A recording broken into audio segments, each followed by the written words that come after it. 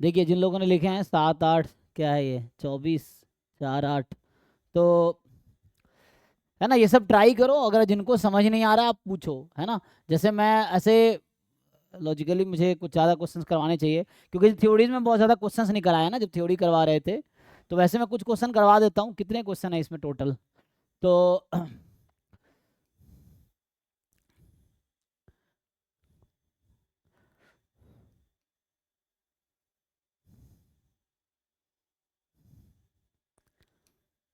Total 33 question है। Okay, तो इसमें अभी क्या कर सकते हैं हम लोग, जो जो डाउट है देखते हैं ना। तो चलो इधर से स्टार्ट करता हूँ। जैसे कुछ टॉपिक कॉन्फिडेंस इंटरवल के भी हैं, तो कॉन्फिडेंस इंटरवल जब पढ़ेंगे तब देखेंगे। जैसे ये कॉन्फिडेंस इंटरवल का है, तो कॉन्फिडेंस इंटरवल अभी डिस्कस करेंगे, आगे एस्टिमेशन में आएगा तब इसको डिस्कस करते हैं। सर ऊपर से सब सॉल्व कीजिए ना, ये सब हम्म। बना हुआ ना, देखे भी नहीं है। तो देखे क्यों नहीं हो भाई, 33 क्वेश्चन है उसमें, कितने 33 दिन लगाओगे? हम्म। 25 तक बनाए किए, उसके बाद टाइम खत्म हो गया। तो ठीक है, देखो मैं करा देता हूँ शुरू से ही। अभी जो लोगों ने ट्राई नहीं किए होंगे उनके लिए वैसे फर्स्ट क्वेश्चन जैसे है, तो यहाँ पे क्या अप्रोच लगता है ये देख लो। क्योंकि इस तरह क्वेश्चन है, गेट में भी आया है, जैम में भी आया है, या नेट में भी आया हुआ है। ये पर्टिकुलर क्वेश्चन ये गेट में भी आया हुआ है, जैम में भी आया हुआ है, नेट में भी आया हुआ है क्वेश्चन ये। तो इस तरह मतलब कहना कॉन्सेप्ट तो वही चीज़ है, चाहे किसी भी एग्जाम की तैयारी बस करो, ये होगा।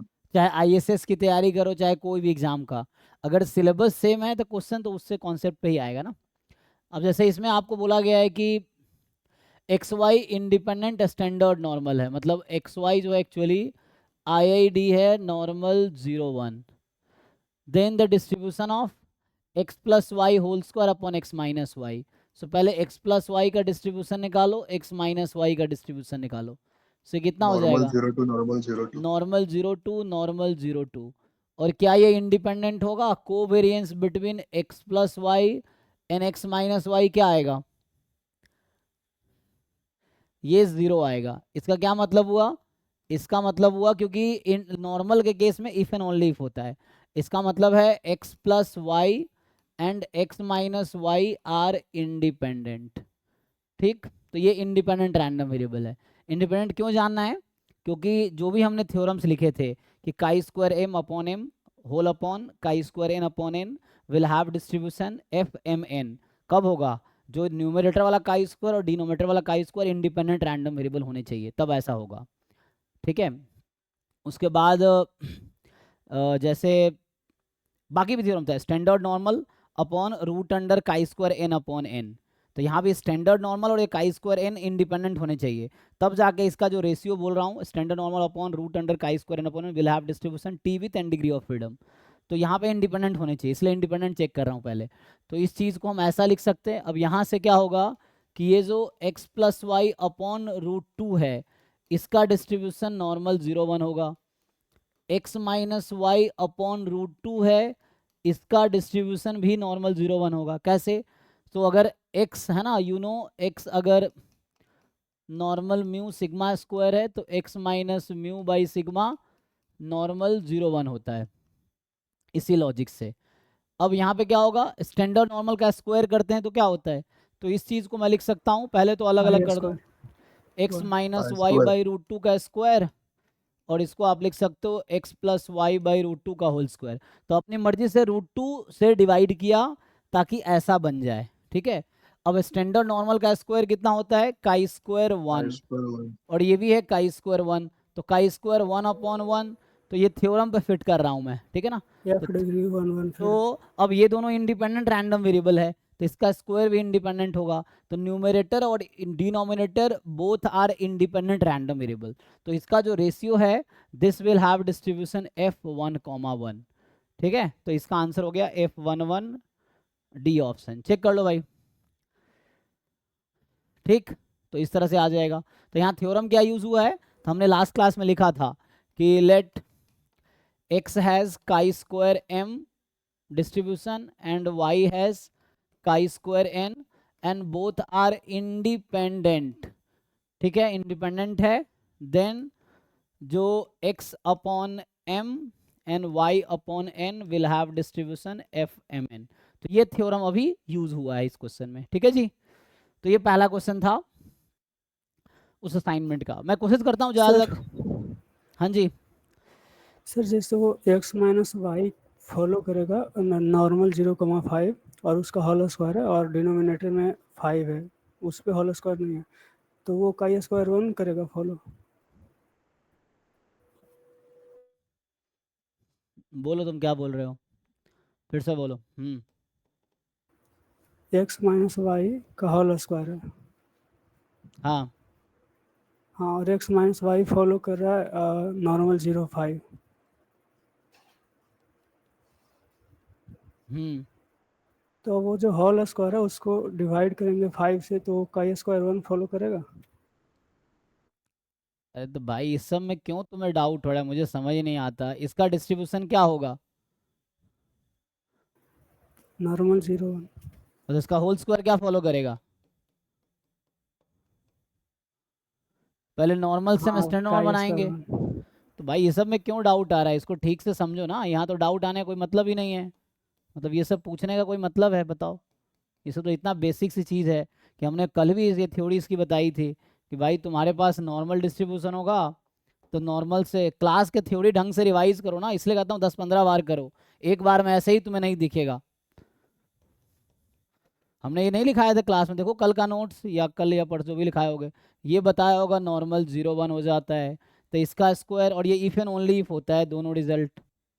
इसमें कहाँ कन्फ्यूजन आने वाली बात है? ये काई स्क्वायर 1 होता है और ये if and only if result है। ऐसा होगा तो ऐसा होगा, ऐसा होगा तो ऐसा होगा, ऐसा होगा तो ऐसा होगा, ऐसा होगा तो ऐसा होगा। तो इफ एंड ओनली इफ में कहाँ कन्फ्यूजन आने वाली बात है? तो इसको सिंप्लीफाई कर लो। x माइनस वाई का whole square by 5 has chi square 1 distribution. क्या दिक्कत है इसमें? ये तो बहुत बेसिक सी थ्योरी है ना। एनीवे हाँ,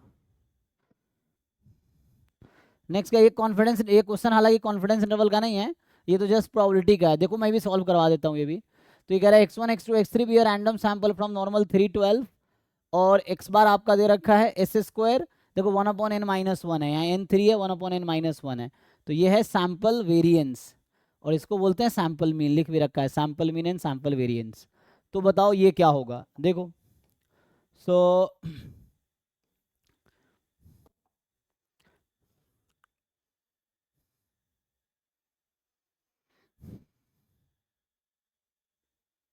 तो यहाँ से क्या आएगा कि x1 x2 x3 random sample है, 3-12 है। ओके, अब क्या करना है हमें? Denote this. तो देखो हमें ये पता है ना, यहाँ से पहले तो ये बताओ हमने नॉर्मल डिस्ट्रीब्यूशन से, तो हमने लिखा होगा नॉर्मल से एक थ्योरम लिखाए होंगे क्लास में, उन्हीं थ्योरम्स को रिवाइज करना था कि दिमाग में बने रहे। तो इसमें क्या रहता है कि x bar and s square are independent random variable, ये मैंने लिखाया होगा कि जो पॉपुलेशन नॉर्मल से है तो ये x बार और एस स्क्वायर क्या होगा? इंडिपेंडेंट रैंडम वेरिएबल होगा। तो इसको अलग अलग कर लेंगे। ये बीच में कॉमा है, ये ज्वाइंट पीडीएफ लिखा हुआ है x बार का और एस स्क्वायर का, इसको अलग अलग कर लेंगे। क्यों? बिकॉज ये थ्योरम है कि जब सैंपल नॉर्मल से आ रहा है तो एक्स बार और s square independent random variable है। तो ज्वाइंट पीडीएफ या ज्वाइंट प्रोबेबिलिटी जो है ए, या ऐसा समझो probability of E intersection F is equal to P into P F. तो यहाँ से अलग अलग कर लेंगे इसको। तो this is more than 1.65 less than 4.35 और यहाँ आ जाएगा s square more than 0.12 less than 55.26। अब आपका क्या थ्योरम था? जब नॉर्मल से हमारे पास डिस्ट्रीब्यूशंस है तो एक तो ये डिस्ट्रीब्यूशन होता है कि मान लो यहाँ पे जैसे x1 x2 x3 ये नॉर्मल 3-12 है तो x बार का डिस्ट्रीब्यूशन होगा नॉर्मल 3,12/n, है ना, म्यू सिग्मा स्क्वायर है। सो एक्स बार का डिस्ट्रीब्यूशन होगा normal mu comma sigma square by n और n-1 एस स्क्वायर मतलब 2s square upon sigma square, है ना, n-1 काई S square square upon sigma chi square with n-1 तो n-1, n यहाँ 3 है तो काई स्क्वायर 2 हो पीडीएफ है। जाएगा। अब इसको हम लोग यूज़ करेंगे यहाँ पे, ठीक है। तो हम क्या करते हैं, इस चीज़ को यहाँ यूज़ करेंगे। देखिए तो जब आप इसको ब्रेक करेंगे तो ये तो जब भी नॉर्मल है ना तो हम लोग क्या करते हैं, n तो हमारा 3 था तो 3 कर दो। सो तो यहाँ से क्या आ गया आपके पास, ये आ गया नॉर्मल 3,4, राइट। अब क्या करो, सिंप्लीफाई करो इसको, प्रोबेबिलिटी एक्स बार माइनस म्यू, सो म्यू है 3, स्टैंडर्ड डेविएशन, ये वेरिएंस है 4, तो स्टैंडर्ड डेविएशन आ जाएगा 2, इसको सिंप्लीफाई करो, सो 4.35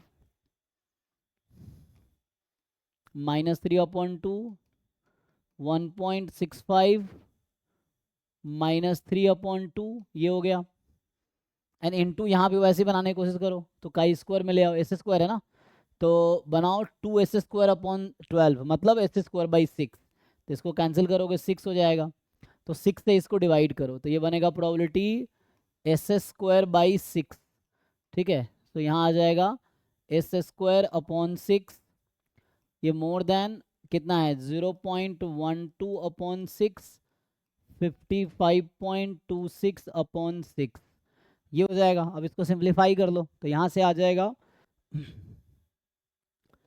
प्रोबेबिलिटी ये z है मोर देन 1.65 माइनस 3/2, कितना आएगा ये -0.675 माइनस 0.675, और यहाँ 4.35 माइनस 3/2 0.675 0.675, ओके। तो ये आपका आ गया, ये तुमने जेड में कन्वर्ट कर लिया। आप सिमिलरली आप यहाँ पे आपको पता है कि s²/6 का डिस्ट्रीब्यूशन chi² 2 है, और chi² 2 एक्सपोनेंशियल 2 भी होता है, तो वैसे भी कर सकते हो, ये देख लो क्या होता है आगे। तो chi² 2 एक्सपोनेंशियल 1/2 ना। हाँ, एक्सपोनेंशियल 1/2, chi² 2 इज एक्सपोनेंशियल 1/2, ठीक है, मतलब रेट 1/2 मीन 2 हो जाएगा, हाँ, मतलब chi² with rate 1/2 and mean 2, ठीक है। सो यहाँ से आ जाएगा हमारे पास कि chi² है ना 2 है, तो एक्सपोनेंशियल विथ मीन 2, 0.02 से 9.21, सो ये आ जाएगा 0.02 से 9.21, 9.28 11, 21, तो अब यहाँ पे देखो ये आ गया हमारे पास। अब इसको आपको सिंप्लीफाई करना है, तो ये तो 5 में कन्वर्ट हो जाएगा, capital 5 of 0.675 minus capital 5 of minus 0.675, और इनटू में अब इसको तुम या तो chi² में ब्रेक कर लो या एक्सपोनेंशियल से कर लो, जैसे तुम्हारी मर्जी है। तो अगर chi² वैल्यू अगर दे रखी है, अभी देखो जैम 2006 का पेपर है, तो 2006 के फर्स्ट पेज पे जाओ, उसमें ये सर chi² chi² की वैल्यू दी हुई है उसका पीडीएफ का, तो अगर सीडीएफ का 9.21 का भी और 0.02 का भी। तो उसको पुट कर देंगे, अगर ऐसा है तो इससे इजीली आंसर आ जाए। कल ही मैं बता रहा था तुम्हें कि उसका क्या एक्चुअल मीनिंग है ना। तो ये chi² 2, यहाँ पे कोई नंबर है 0.02 और यहाँ कोई नंबर है 9.21, है ना, तो ये है हमारे पास, और ये chi² का लेट से इस तरह का पीडीएफ है। तो मान लो अभी के लिए मान लो इस तरह से है लेट से, तो ये एरिया कितना होगा, ये ऑलरेडी क्वेश्चन में दे रखा होगा, chi² कितना है, ये chi² 2, समथिंग होगा, क्या है बताओ, और ये कितना है chi² 2, समथिंग होगा, वो क्या है समथिंग, वो दे रखा होगा पेपर में, ठीक है ना, तो उसको यूज कर सकते हैं हम लोग। और ये भी दे रखा होगा, इसको और थोड़ा सिंप्लीफाई करोगे तो ये 1 माइनस हो जाएगा, सो 2 टाइम, प्रोबेबिलिटी के टर्म्स में दिया है उसका, हाँ क्या दिया हुआ है उसे पहचानना पड़ेगा ना। तो प्रोबेबिलिटी माइनस, ग्रेटर देन 9.21 बराबर है 0.01, अच्छा मतलब 9.21 के आगे की प्रोबेबिलिटी कितनी है 0.01, अच्छा, तो मतलब इसका मतलब है कि मैं लिखता हूँ अल्फा ना, तो ये 0.01 है, ठीक है, इसके आगे की प्रोबेबिलिटी, और ये क्या लिखा रहेगा, इसके पीछे की प्रोबेबिलिटी आगे की प्रोबेबिलिटी दे रखी है 0. और दिया हुआ 0.02 से प्रोबेबिलिटी इज ग्रेटर देन 0.02 बराबर है 0.99, 0.99, तो मतलब इधर भी 0.01 है ना, इधर 0.01 है, ये वाला 0.01 है, तो यहाँ 0.99 है ना इधर, तो इसका मतलब हो गया ये 0.99। तो देखो अब तुम खुद समझो कि होगा क्या, इसके आगे की टोटल प्रोबेबिलिटी है 0.99 और इसके आगे की प्रोबेबिलिटी है 0.01, तो बीच में कितनी प्रोबेबिलिटी होगी, या इस पॉइंट के पीछे की प्रोबेबिलिटी 0.01 है, इस पॉइंट के आगे की प्रोबेबिलिटी 0.01 है, ये क्वेश्चन में गिवन है, सो इस बीच की प्रोबेबिलिटी कितनी आएगी 0.98, तो ऐसे ही पुट कर लो, या तो डायरेक्टली क्वेश्चन में दे रखा है तो उसको डायरेक्टली यूज कर लो, तो ये है 0.98 कि पेपर में दिया हुआ है, ध्यान से देखो अगर आप बनाओगे तो। और ये फाई 0.67 ये भी दे रखा होगा, इसको पुट कर लो, अब आ जाएगा आंसर। क्या है, फाई 0.675 कितना दे रखा है? सर उसका ओवरऑल वैल्यू आता है 0.498। 0.498 पूरा मिला के, हाँ पूरा मिला के। मतलब ये मल्टीप्लाई करके आंसर बता रहे हो तुम? नहीं वो इंटू 0.98। अच्छा, इंटू 0.98, तो इसको मल्टीप्लाई कर लो, ये आंसर आ जाएगा, ठीक है। 0.49 के समथिंग। तो किसी को डाउट है इसमें पूछो, कहीं पे कुछ कन्फ्यूजन है तो आप लोग पूछो, अभी किसी को इसमें कहीं कन्फ्यूजन हो इस सॉल्यूशन में तो आप पूछो कहाँ पे डाउट है। तो ये काई स्क्वायर डेटा और जेड डेटा ये क्वेश्चन में गिवन होगा। टी होता तो टी में दे रखा होता, तो काई स्क्वायर एफ टी या स्टैंडर्ड नॉर्मल, इन सब के डेटा आपको क्वेश्चन में दिया होगा, जो जरूरी पड़ेगी वो दे रखा होगा, आपको टेबल वेबल ले जाने की या मांगने की कोई जरूरत नहीं पड़ेगी। ठीक है, तो आगे देखो जो नेक्स्ट है, तो ये हमने फर्स्ट सेकंड सॉल्व किया है। जो तीसरा क्वेश्चन है तो बहुत आसान है। तो तीसरा में क्या है कि आपसे पूछ रहा है यहाँ पे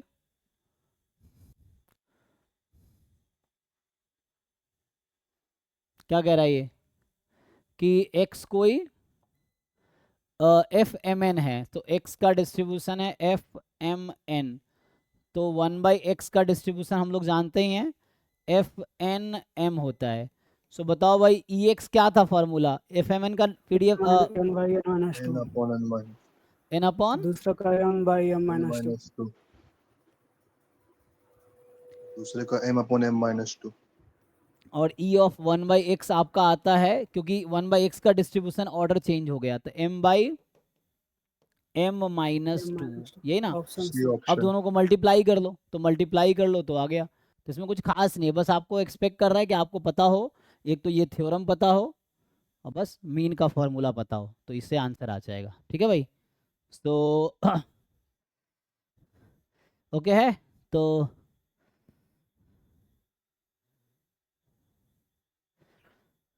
अरे मतलब फॉर्मूला यूज होगा, ऐसा थोड़ी है डायरेक्ट आएगा, वो तो डिपेंड करता है क्वेश्चन कैसे बनाता है कोई। तो फॉर्मूला याद नहीं रहेगा तो फंसोगे। ये कॉन्फिडेंस लेवल वाला क्वेश्चन है। क्या बोल रहा है कि x1 x2 x3 x5 a random sample from exponential lambda, find a pair of constant c1 c2 such that lambda is between this is 0.9। इसको बोलते हैं कॉन्फिडेंस इंटरवल, जो कि अगला टॉपिक में है, एस्टिमेशन में आएगा। अभी जो हम पढ़ेंगे पॉइंट एस्टिमेशन, फिर इंटरवल एस्टिमेशन, फिर टेस्टिंग आती है, तो ये कॉन्फिडेंस इंटरवल है। ठीक है ना, तो ये अभी हम टॉपिक पढ़े ही नहीं, अभी आगे इसको पढ़ेंगे। सो this is called confidence interval. ये कॉन्फिडेंस इंटरवल है, 90% कॉन्फिडेंस इंटरवल है। तो इंटरवल एस्टिमेशन ये अभी आउट ऑफ सिलेबस, जितना हमने पढ़ा नहीं है। फिफ्थ वाला देखो तो सर फिफ्थ वाला तो सेम है जैसा अभी कराए हाँ थे ना बिल्कुल ये। आसान है, वैसे ही, अच्छा। हाँ जो पिछला क्वेश्चन है वैसे ही है। तो इसमें अगर आप देखोगे तो यहाँ से क्या आएगा कि x है f, x का डिस्ट्रीब्यूशन है f, 15 8 15 f 8 15, और y का है f 15, 8। तो इसका मतलब एक्स वाई में क्या रिलेशन है कि y 1/x के इक्वल है एक्चुअली। ठीक है, तो y 1/x है। अब आपसे पूछ रहा है कि प्रोबेबिलिटी हमें गिवन है कि x मोर देन 4 0.01 है, तो कह रहे हैं y, तो एक काम करो सीधा सीधा यहीं से स्टार्ट करते हैं, जो पूछ रहा है ना यहाँ से स्टार्ट k करता बराबर हूँ। 1/4 हो जाएगा y less 0.25। Then equal to k is 0.01, so y को रख दो 1/x less than equal to k is 0.01। तो इसको सिंप्लीफाई करोगे x more than equal to 1/k is 0.01, इसको बस रेसिप्रोकल कर दिया तो इनइक्वालिटी चेंज हो जाएगी। और ये हमें ऑलरेडी दे रखा है, चूंकि ये कॉन्टिन्यूअस रैंडम वेरिएबल, तो इक्वालिटी से कोई फर्क नहीं पड़ेगा। ठीक है, तो और मुझे क्या दे रखा है, क्वेश्चन में ऑलरेडी दे रखा है x more than equal to 4 0.01 है, तो इसका मतलब है कि 1/k एक्चुअली 4 है। तो 1/k एक्चुअली 4 है, तो k की वैल्यू 1/4 हो जाएगी। चेक करो। ठीक है भाई, देख लो। तो यहाँ इक्वलिटी से कोई फर्क नहीं पड़ेगा, बिकॉज ये कॉन्टिन्यूअस रैंडम वेरिएबल है। तो कॉन्टिन्यूअस रैंडम वेरिएबल में पॉइंट पे मास 0 होता है, पॉइंट पे प्रोबेबिलिटी 0 होता है, तो ये आंसर आ जाएगा। तो सेम ही क्वेश्चन, ऐसा कुछ खास है नहीं इसमें। तो 6 क्वेश्चन जो है देखो, कह रहा है कि x1 x2 x100 be random sample from normal two 4 population, let x bar आपको दे रखा है, s दे रखा है, w then distribution of w क्या होगा। तो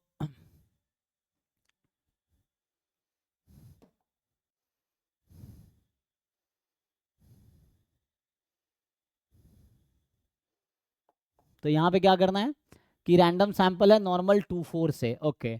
एक्स बार जो है पहले 99 का एवरेज है, ध्यान से देखो, जो एक्स बार है फर्स्ट 99 रैंडम वेरिएबल का एवरेज है, और जो यहाँ एस स्क्वायर है, तो एक्स बार जो है फर्स्ट 99 रैंडम वेरिएबल का एवरेज है, सैंपल मीन है, और स्क्वायरिंग बोथ साइड करोगे, सो एस स्क्वायर 1/n-1, ये भी 99 रैंडम वेरिएबल का सैंपल वेरिएंस है।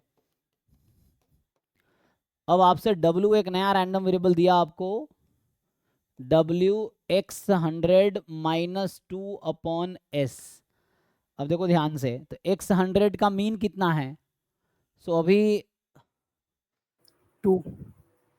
तो हमने अभी थ्योरम लिखा था कुछ दिन पहले, देखो ध्यान से यहाँ पे कि जैसे होता क्या है कि x1 x2 xn IID normal 0 1 है। तो कहने का मतलब ये है यहाँ पे नॉर्मल 0 1 क्या, नॉर्मल म्यू सिग्मा स्क्वायर मान लो, तो ये है normal mu sigma square.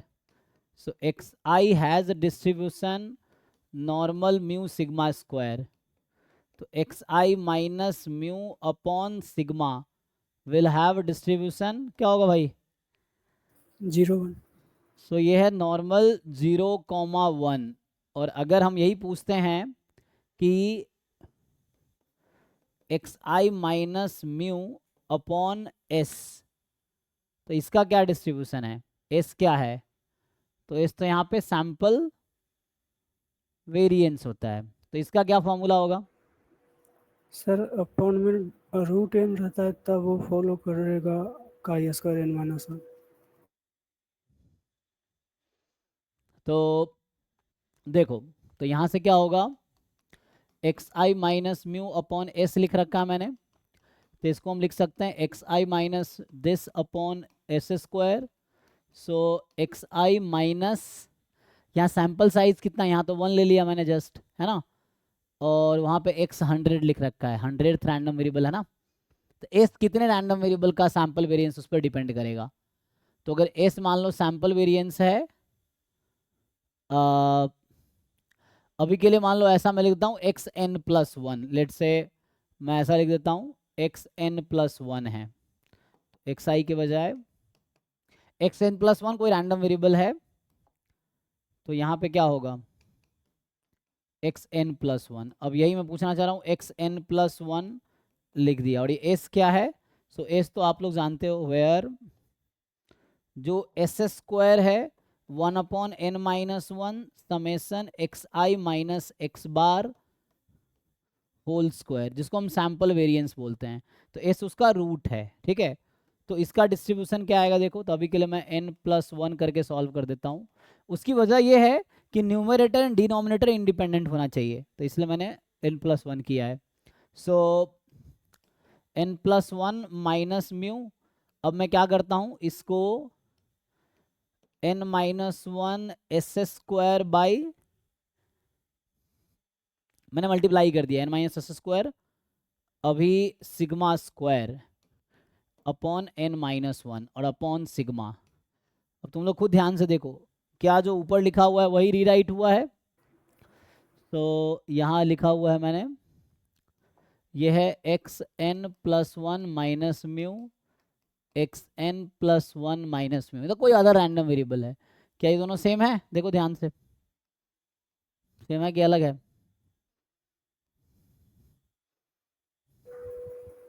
Same तो ये न्यूमरेटर का डिस्ट्रीब्यूशन है x normal minus 0 mu upon this normal 0 1, और इसका फॉर्मूला क्या होता है, chi²n-1 upon chi²n-1 n-1 upon में है रूट, तो इसका डिस्ट्रीब्यूशन क्या आएगा, T998। T n minus one, तो यहाँ से आएगा this is t n minus one. ठीक है, तो ये एक थ्योरम है, मतलब अभी समझो थ्योरम ही लिखा है मैंने। सो कोई एक्स कोई आउट ऑफ रैंडम वेरिएबल, कोई बाहर का रैंडम वेरिएबल है, क्योंकि इंडिपेंडेंट होने चाहिए। यहाँ ये जो नॉर्मल 0 1 और chi square they should be independent, तो इसलिए हमने 100 रैंडम नया एक रैंडम वेरिएबल लिया है, जहाँ पे एक्स एन जो है ना ये 100 इंडिपेंडेंट है। या इसी में एक और बढ़ा दो तुम, जैसे लिख रहा हूँ मैं कि दे आर एक्स एन और x n plus one, they are I I D this, तो वैसा हो गया, बाकी ठीक है। तो मतलब इसका जो डिस्ट्रीब्यूशन है टी एन माइनस वन होगा, और इसका जो डिस्ट्रीब्यूशन है वो नॉर्मल 0 1 होगा। तो डिफरेंस कहाँ आ रहा है कि सिग्मा की जगह एस यूज हुआ है, तो जब सिग्मा की जगह एस यूज होगा, और इसका प्रूफ मैंने यहाँ लिखा है, ये प्रूफ है। तो ये तो बिल्कुल सिंपल है, क्योंकि म्यू और सिग्मा घटाएंगे नॉर्मल 0 1 आएगा। ये कैसे आएगा, तो उसका यहाँ प्रूफ लिखा हुआ है।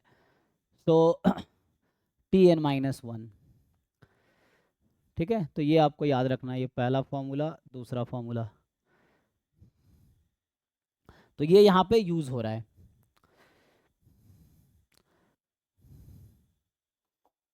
तो यहाँ देखो अब, तो ये जो हमारे पास x 100 माइनस टू अपॉन, तो 2 तो इसका मीन होगा, और s उसकी जगह s यूज हुआ है, सेम ही है, बस म्यू s यूज हुआ है, तो होगा टी एन माइनस वन। और ये n माइनस वन क्यों हुआ, n क्या है, तो n रैंडम वेरिएबल का सैम्पल वेरिएंस एस स्क्वायर है। तो यहाँ एस स्क्वायर जो है एक्चुअली वो 99 रैंडम वेरिएबल का सैम्पल वेरिएंस है, n यहाँ 99 है, तो इस वाले केस में जो n है ना वो 99 है समझो, और ये n प्लस वन जो है 100 है। तो इसका डिस्ट्रीब्यूशन होगा काई स्क्वायर, अच्छा काई स्क्वायर तो हो गया, काई स्क्वायर डिनोमिनेटर में आएगा, तो ये टी आ जाएगा टी एन माइनस वन, तो टी 98 होगा। तो बस इतना ही था, खत्म। तो यही आंसर है एक्चुअली, तो ये थ्योरम ही आंसर है, मतलब अगर ये थ्योरम पता है या ये प्रूफ पता है तो इससे आ जाएगा। तो यही चीज़ तुम यहाँ प्रूफ भी कर सकते हो, सेम चीज़ है। यहाँ बस n प्लस वन को तुम 100 लिख दो, जहाँ जहाँ n प्लस वन है उसको 100 लिख दो, या n की जगह 99 लिख दो, यही प्रूफ आ जाएगा। तो n की जगह 99 लिखोगे तो t 98 आ जाएगा, ठीक है भाई। तो यही प्रूफ है उस क्वेश्चन का, बस n की जगह 99 लिख दो, ठीक है। देखो किसी को डाउट है तो बताओ। सर सिर्फ एक्स एन प्लस वन के लिए ट्रू है?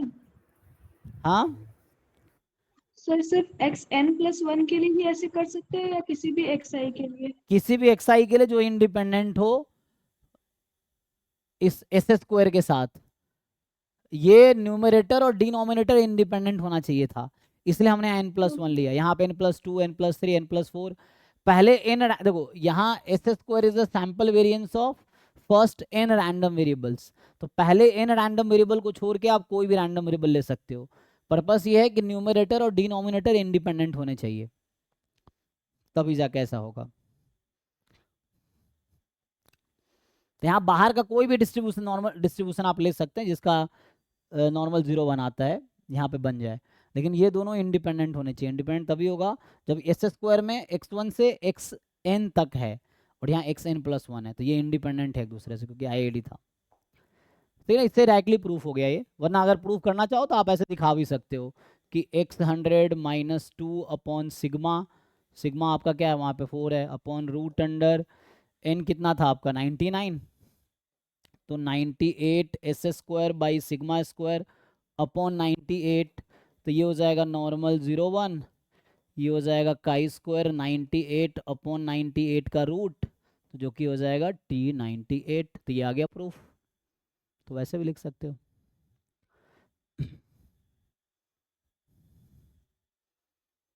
ठीक है, तो T distribution with 98 degree of freedom, तो ये हो गया 6th। 7 देखो, 7 तो हमने क्लास में पहले भी डिस्कस किया, मैं दोबारा डिस्कस कर लेता हूँ। तो ये हम लोग यूनिवेरिएट जब पढ़ रहे थे तब भी ये आ रहा था, है ना। तो तो है ना, जिन लोगों ने वहाँ पे किया उनको समझ आएगा कि ये कैसे हो रहा था। वहाँ पे कुछ चीज़ें थी जो हमने पहले पढ़े नहीं थे। सो एक्स यहाँ पे बोल रहा है कि x1 x2 x10 जो है, सो मतलब xi जो है, xi है यूनिफॉर्म -5 to 5, तो मॉड xi क्या होगा, क्योंकि हमारे यहाँ मॉड xi अपॉन 5 तक जाना है, तो यहाँ पे है ना मॉड xi अपॉन 5 तक जाना है। So mod xi uniform 0 5, mod xi upon में 5 हैज डिस्ट्रीब्यूशन यूनिफॉर्म 0 1। तो अगर ऐसा हो गया तो यहाँ से -2 log mod xi अपॉन 5 इसका डिस्ट्रीब्यूशन क्या होगा, एक्सपोनेंशियल 1/2 है गामा ना? 1,1/2। मतलब काई स्क्वायर 2 आ जाएगा, है ना? Exponential 1/2 is chi square 2। ठीक है जी, ये थ्योरम्स यूज कर रहा हूँ, ये सब थ्योरम यूज हो रहा है। यूनिफॉर्म का थ्योरम यहाँ हुआ। अब ये यूनिफॉर्म है, अगर मान लो ये वाई आई है लेट से, तो है ना वाई आई यूनिफॉर्म 0 1 है, तो -2 log y काई स्क्वायर 2 होता है।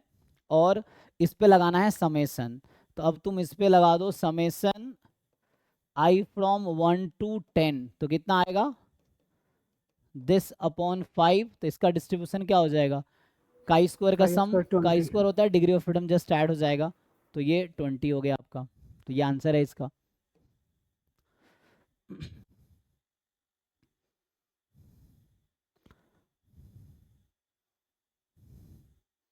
ठीक है भाई, सो काई स्क्वायर 20 आपका है।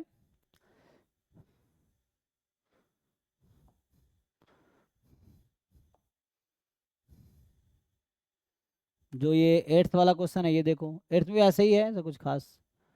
तो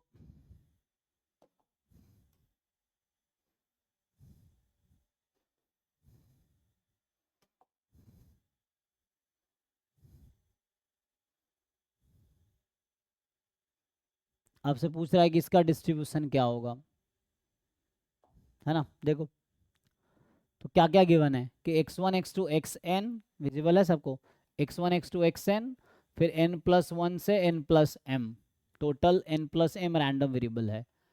B a random sample from normal mu sigma square. x1 bar है पहले n रैंडम वेरिएबल का मीन, x2 बार है n+1 से लेके m+n-2, मतलब n+1 से n+m-2, मतलब टोटल m-2 रैंडम वेरिएबल का मीन है। ठीक है, so this is average of first n random variable, this is the average of next m-2 random variables. ठीक है, तो आगे कह रहा है then distribution of this xn+m minus xn+m-1 upon this. Similar question है, आप काई स्क्वायर में कन्वर्ट कर लो, पहले ऊपर वाले को नॉर्मल बना दो। देखो न्यूमरेटर को, ये क्वांटिटी दिखता है सबको, तो ये जो लिखा हुआ है मैं इसको लिख देता हूँ यहाँ से। तो दिस क्वांटिटी इज एक्चुअली ये है xn+m माइनस xn+m-1। तो चूंकि दोनों तो नॉर्मल म्यू सिग्मा स्क्वायर है, तो इस डिफरेंस का मीन कितना होगा 0, तो 0 घटाओगे कोई पता नहीं होगा। इसका वेरिएंस कितना होगा xn+m माइनस xn माइनस, है ना, n+m-1। So normal mu sigma square है, तो इसका वेरिएंस कितना होगा डिफरेंस का, दो रैंडम वेरिएबल है ना, 2 सिग्मा स्क्वायर। तो ये 2 सिग्मा स्क्वायर रहेगा।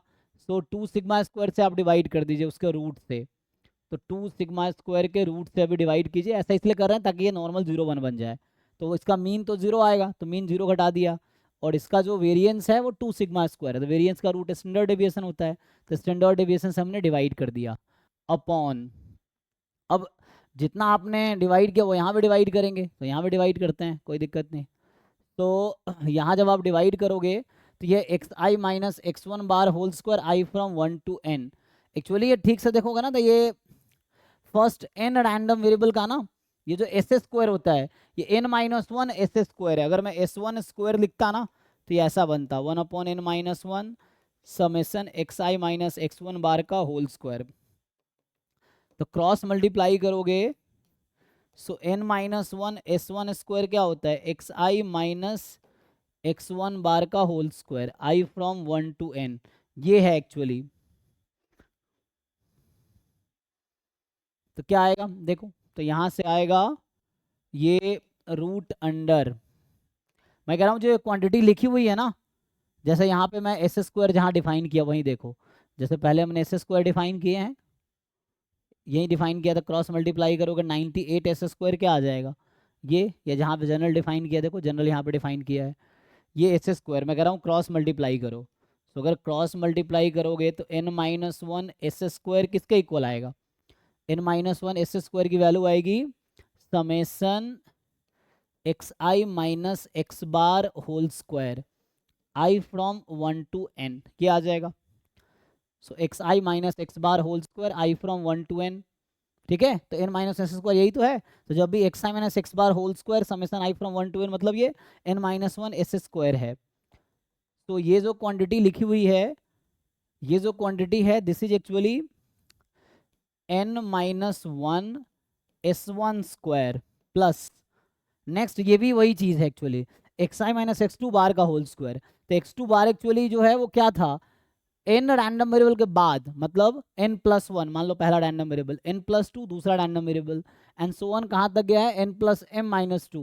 तो m minus two th random variable, total m minus two random variable का ये एवरेज था एक्स टू बार। तो ये होगा, इसको मैं ऐसा लिख देता हूँ अभी के लिए। तो कितने हैं, n माइनस वन, ये n रैंडम वेरिएबल का था तो यहाँ n माइनस वन आया, वो m minus two random variable का एस्टिमेट m माइनस थ्री, हाँ तो यहाँ पे बनेगा m minus three s two बोल देता हूँ अभी के लिए, एस टू स्क्वायर बोल देते हैं।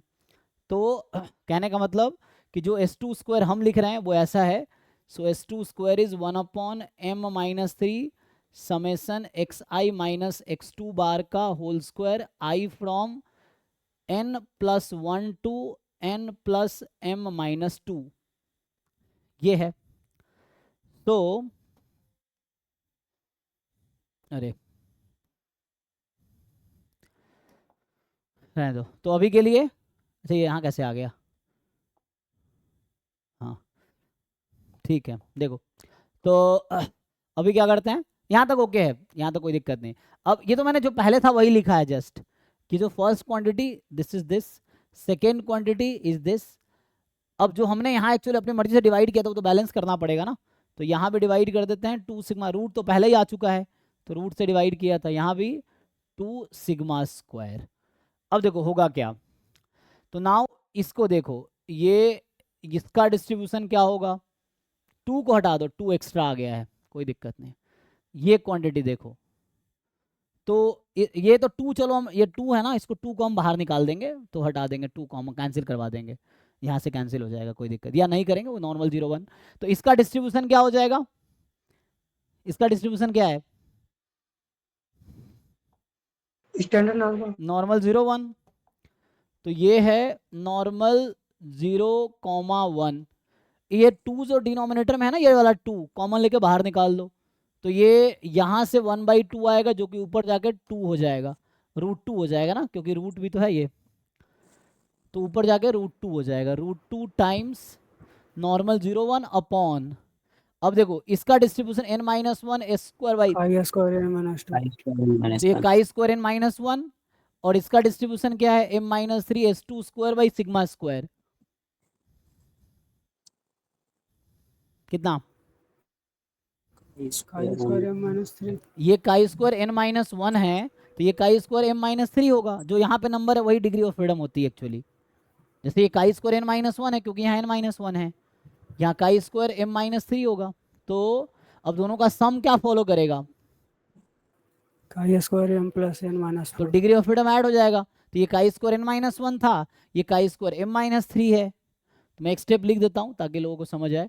सो chi square n minus one and chi square m minus three, तो इसको और ठीक से लिखोगे तो ये सिंप्लीफाई होके आ गया मेरे पास। So this quantity is equal to √2 time normal 0 1 upon root under chi square, degree of freedom add हो जाएगी। सो m प्लस, अच्छा एक मिनट, यहाँ m माइनस थ्री है ना, हाँ ये m माइनस थ्री है, तो m plus n minus four हो जाएगा, डिग्री ऑफ फ्रीडम ऐड कर दो, तो m plus n minus four है काई स्क्वायर में। अब इसको t बनने के लिए क्या चाहिए, डिनोमिनेटर में ये नंबर चाहिए, तो इसको t बनने के लिए डिनोमिनेटर में चाहिए इसके डिवीजन में m plus n minus four, तो ये हम मल्टीप्लाई डिवाइड कर देंगे। तो इसी को बैलेंस करने के लिए यहाँ हमने मान लो रूट में मल्टीप्लाई कर दिया, m plus n minus four balance करने के लिए, ठीक। तो अब क्या बचा, तो अब इसका डिस्ट्रीब्यूशन क्या हो जाएगा, t m plus N minus four, तो फाइनली बाहर बचा हुआ है रूट अंडर टू और root under m plus n minus four, और ये आ गया t डिस्ट्रीब्यूशन जो यहाँ डिग्री ऑफ फ्रीडम है m प्लस n माइनस, यही आंसर है इस क्वेश्चन का। देखो तो इस क्वेश्चन का आंसर है √2/m+n-4 T distribution n+m-1 m+n-4। देखो ठीक है।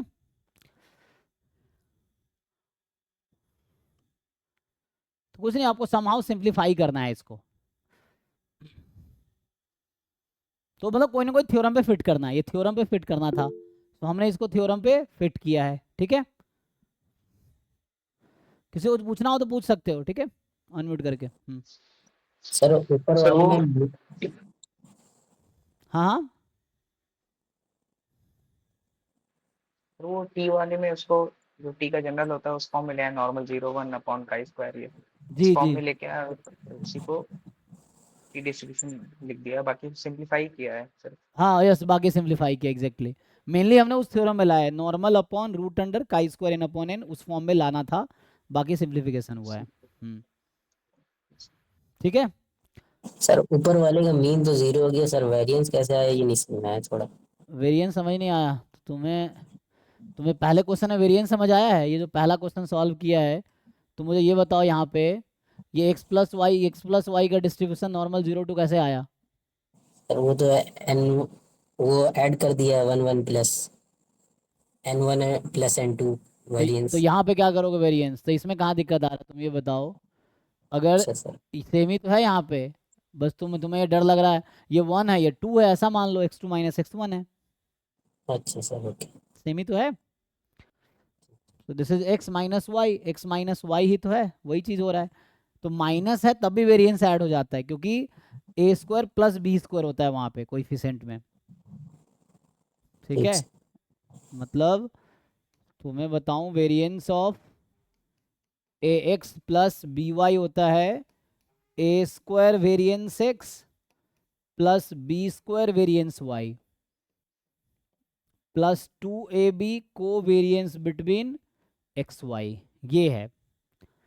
तो 2ab covariance between x and y, ऐसा आ जाएगा। समझ आया? तो तुम यहाँ जी सर। b को -1 रख दोगे तब भी यहाँ प्लस ही रहेगा। ठीक सर। चलो भाई आगे, तो ये क्वेश्चन नंबर था 8th। 9th पे आते हैं। 9th क्या कह रहा है? सो 9th कह रहा है कि ये भी आसानी है, कि x1 x2 x10 B a random sample from normal 312 और y2 जो है वो 1/4 समेशन i फ्रॉम 7 to 10 है। इसका मतलब y2 एवरेज है 4 रैंडम वेरिएबल। अच्छा यहाँ पे कितने रैंडम वेरिएबल? 10 है ना, तो x1 x2 x3 x4, फिर x5 x6 x7 x8 x9 x10। तो ये जो y1 है ये पहले 6 रैंडम वेरिएबल का एवरेज है। जो y1 है एक्चुअली वो x1 बार है, या समझो पहले 6 रैंडम वेरिएबल का एवरेज है। और जो y2 इसने डिफाइन किया है वो x2 बार है। ये x2 बार का मतलब है अगले 4 रैंडम वेरिएबल का ये एवरेज है, i फ्रॉम 7 to 10। ठीक है, तो y1 जो है फर्स्ट 6 रैंडम वेरिएबल का एवरेज है, y2 है नेक्स्ट 4 रैंडम वेरिएबल का एवरेज है। अब ये कह रहा है y1 - y2 का होल स्क्वायर अपन अल्फा का डिस्ट्रीब्यूशन chi² 1 है, तो बताओ अल्फा क्या होगा? तो यहाँ से अगर तुमसे पूछा जाए, पहले तो ये बताओ कि ये जो y1 का डिस्ट्रीब्यूशन क्या होगा? ये x1 बार है, नॉर्मल में what mean and what variance, ये x बार है एक्चुअली पहले 6 रैंडम वेरिएबल का। So what is distribution of y1? Mu commerce K का मतलब मीन तो वही रहेगा 3 वेरिएंस होता है σ²/n। यहाँ n कितना है? 6 रैंडम वेरिएबल इसको का एवरेज है ये, तो σ²/6।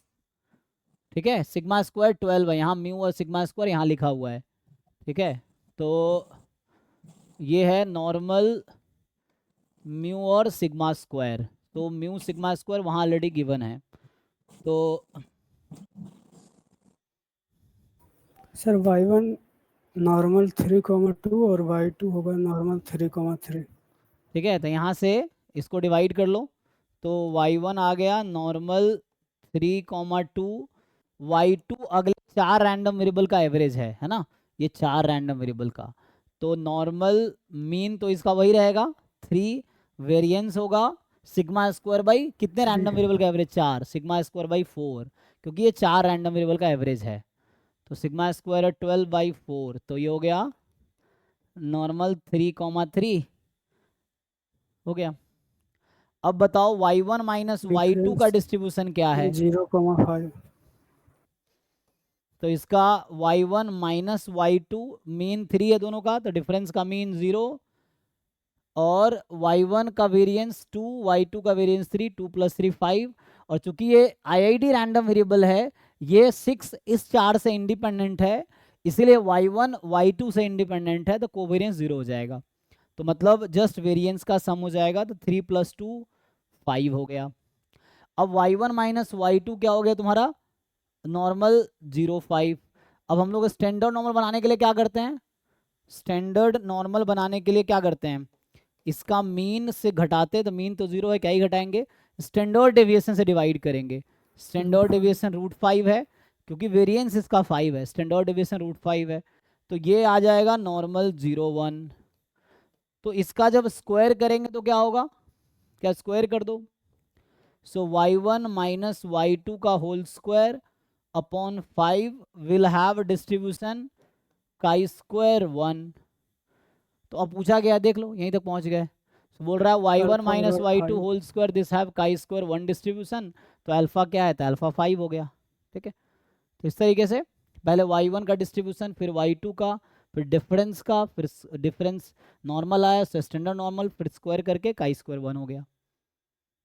ओके, तो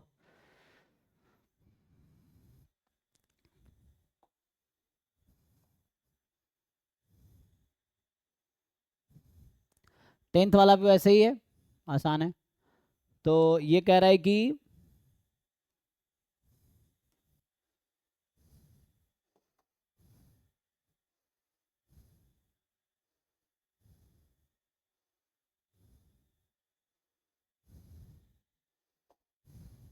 तो x1 x2 xm और y1 y2 yn IID normal 0 1 है।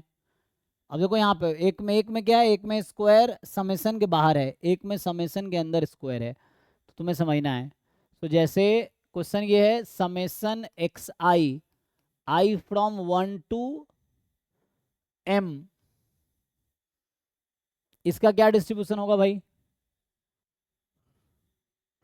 नॉर्मल 0,m, है ना, क्योंकि ईच ये पहला m रैंडम वेरिएबल है ना, पहला m रैंडम वेरिएबल है जिसके अकॉर्डिंग ये हम कैलकुलेट कर रहे हैं। तो ये होगा नॉर्मल, सबका मीन 0 है, वेरिएंस 1 है, तो 0m हो जाएगा। ठीक, और दूसरा समझो, ये जो yi है ऐसा है, तो ये जो yj अभी के लिए समझो, yj का डिस्ट्रीब्यूशन है नॉर्मल 0 1, तो yj का स्क्वायर का यहाँ जरूरत है। ठीक है, सो yj स्क्वायर का डिस्ट्रीब्यूशन क्या होगा? काई काई स्क्वायर, यहाँ yj काई स्क्वायर n का होगा। सम है ना, तो पहले मुझे yj स्क्वायर चाहिए होगा, xi स्क्वायर नहीं चाहिए मुझे, क्योंकि xi का स्क्वायर नहीं लगा है, सम का स्क्वायर लगा है। तो जैसा मुझे जरूरत है उसके अकॉर्डिंग फाइंड करेंगे। काई स्क्वायर 1 हो गया, summation yj square j from 1 to n, तो डिग्री ऑफ फ्रीडम ऐड हो जाएगी, तो काई स्क्वायर n हो गया। ठीक, अब यहाँ समझना है आपको, यहाँ xi है नॉर्मल 0 1। अब इससे स्टैंडर्ड नॉर्मल बनाओ, तो समेसन xi का मीन तो 0 है, इसका स्टैंडर्ड डेविएशन √m है, इसका डिस्ट्रीब्यूशन है नॉर्मल 0 1। तो अब इसका मैं स्क्वायर करूंगा तो क्या होगा? तो यहाँ से आया कि समेसन xi अपॉन √m, इस पूरे का स्क्वायर जो होगा वो यहाँ से लिख रहा हूँ अब मैं। तो इस पूरे का जो स्क्वायर, एक तो ये अलग स्टोरी था y वाला, ये x वाला इधर चल रहा है, तो इसका स्क्वायर का डिस्ट्रीब्यूशन होगा काई स्क्वायर 1, क्योंकि नॉर्मल 0 1 का स्क्वायर काई स्क्वायर 1 होता है। ये हो गया, इसको ठीक से लिख लो, अब उसको मैच कर लो। देखो तो यहाँ से क्या आया, तो summation xi square upon m, इसको खोलोगे तो अपॉन m हो जाएगा, तो ये है समेशन एक्स आई होल इसका स्क्वायर अपॉन एम, और इसके अपॉन में तुम लिख सकते हो summation y j square upon n. ठीक है, तो अब क्या हो जाएगा ये, तो ये इस पूरे का जो डिस्ट्रीब्यूशन है ना, इस पूरे का जो डिस्ट्रीब्यूशन है ये है काई स्क्वायर 1 अपॉन में इसका जो डिस्ट्रीब्यूशन होगा कितना होगा, काई स्क्वायर एन। सिर्फ न्यूमरेटर का डिस्ट्रीब्यूशन है काई स्क्वायर एन और अपॉन में है एन, तो इस रेशियो का डिस्ट्रीब्यूशन क्या होगा अब, F distribution with degree of freedom 1, n। तो ये हो जाएगा एफ विथ 1 n। चेक करो भाई, तुम्हें ठीक से कैलकुलेशन करना पड़ेगा। तो यहाँ कौन सा थ्योरम यूज हुआ है, chi square m upon m, chi square n upon m, F1n, है ना। इसको एक स्टेप और अगर लिखते हैं हम तो यही होता है ना कि summation x I square upon m has distribution chi square 1। तो समझना है कि पहले स्क्वायर करना है या पहले समेशन लेना है, तो न्यूमरेटर में पहले समेशन लेना बाद में स्क्वायर करना है, यहाँ पहले स्क्वायर करके समेशन लेना है, तो उसके अकॉर्डिंग है। तो ये सब क्वेश्चंस है, कल तो थ्योरीज लिखाए थे, ये क्वेश्चंस हैं। ठीक है, 10th के बाद 11th क्वेश्चन वैसे ही जैसे अभी ये क्वेश्चन सॉल्व किया ना, सेम ही तो है। ये जो पिछला वाला बहुत लेंदी वाला क्वेश्चन सॉल्व किया था, ये जो टी वाला आया था, ऐसे ही इसी तरीके से हो जाएगा जैसे ये अभी सॉल्व किया ना, बिल्कुल सेम तरीके से आपको यहाँ पे फिट करना है। वही है ये 11वां क्वेश्चन, ये बिल्कुल वही क्वेश्चन है ना, 1 से 3 समेशन एक स्क्वायर है। सो पहले 3 रैंडम वेरिएबल का, तो ये n-1 s1 स्क्वायर है, ये n-2 s2 स्क्वायर है। तो n क्या है देख लो, यहाँ पे n3 है, यहाँ पे n यहाँ 4 है, तो उसके हिसाब से फिट कर लो, सिमिलर ही है। 12th वाले में क्या है, 12th में है कि 100 रैंडम वेरिएबल है और दे रखा है मीन वेरिएंस, और s समेशन एक्स आई है, तो approximate value of s less than equal to 30 भी दे रखा है, तो बताओ सिग्मा स्क्वायर क्या होगा। तो यहाँ पे मेनली क्या है, what is s, s is the summation. तो ये तो तुम्हारा वैसा हो गया, n क्या 100 है ना, तो इसको अप्रोक्सीमेट कर लो normal distribution, central limit theorem लगा लो, ठीक है ना, उससे आ जाएगा। आएगा या मैं सॉल्व करूं, डाउट जिन लोगों का है इस तरह कर पाओगे, सेंट्रल लिमिट थ्योरम लगाने का है, सेंट्रल लिमिट थ्योरम लगा लो इसमें। डाउट वाले लोगों का क्या क्या डाउट था, 4-8 वालों का हो गया, तो और क्या क्या डाउट था, 7-8 वाला हो गया भाई, 24 तो यहीं तक था ना, देखो आगे। तो ये तो जस्ट आपको वो करना है, इसमें एस समेशन एक्स आई है ना, तो वैसे तो एन लार्ज है ना, तो एन लार्ज है तो आप ऐसा कर सकते हो, कन्वर्जेस इन डिस्ट्रीब्यूशन टू, तो एस माइनस एस का मीन अपॉन इसका स्टैंडर्ड डेविएशन डिवाइड करो, वो स्टैंडर्ड नॉर्मल हो जाएगा, तो फाई के टर्म में आ जाएगा, फाई की वैल्यू दे रखी होगी क्वेश्चन में, उससे आ जाएगा सिग्मा स्क्वायर, देख लो करके आ जाएगा। नेक्स्ट जो है 13 वाला, ये ट्रांसफॉर्मेशन का क्वेश्चन है कि आपको x से रखा है, कॉन्टिन्यूस रैंडम वेरिएबल है, पीडीएफ y बराबर 2x स्क्वायर है, x पॉजिटिव है, तो जस्ट जैकोबियन वाला फॉर्मूला जो 1 वेरिएबल का था ना, पीडीएफ ऑफ w बराबर PDF of x into D W by D x कर लो, क्या था dx अपॉन dy होता था ना, तो dx अपॉन डी डब्ल्यू कर लो, हाँ dx अपॉन डी डब्ल्यू, और उससे निकल आएगा पीडीएफ जो आएगा उसको कंपेयर करो कि काई स्क्वायर 2 के साथ फिट हो रहा है, या काई स्क्वायर 4 के साथ फिट हो रहा है, या काई स्क्वायर 6 के साथ फिट हो रहा है, या काई स्क्वायर 8 के साथ फिट हो रहा है, किसके साथ फिट हो रहा है वो देखना है आपको। फिर 14 में क्या है, x1 x2 xn, ये रैंडम सैंपल है नॉर्मल 1-2 से, x बार और एस स्क्वायर दे रखा है, तो वेरिएंस ऑफ एस स्क्वायर का क्या फॉर्मूला होता था, लिखाया था क्लास में मैंने नॉर्मल के लिए, लिखाए थे, किसी को याद होगा नहीं। सर 2 सिग्मा के पावर 4 n-1 बाई, हाँ 2 सिग्मा की पावर 4 बाई n-1, तो यहाँ n तो 10 है, और 2 सिग्मा की पावर 4, सिग्मा स्क्वायर 2 है, तो सिग्मा की पावर 4 हो गया, तो 2 इंटू 4 8 अपॉन n-1 9, 8 अपॉन 9 इसका आंसर है डी। जस्ट इसका क्लास में फॉर्मूला लिखाया हुआ है, देखो। अब इसलिए एकदम बार बार रिवीजन करो, जिन लोगों को याद नहीं है इसलिए याद नहीं, क्योंकि तुमने रिवाइज किया ही नहीं चीज़ों को, तो वैसे ही होगा, याद नहीं चीज़ें, अभी एक छूट जाएगा, कुछ दिन बाद दूसरा छूट जाएगा, तीसरा छूट जाएगा, एग्जाम आते तक सब छूट जाएगा, फिर एग्जाम में जाओगे कुछ नहीं आता रहेगा, रिवाइज नहीं करोगे तो।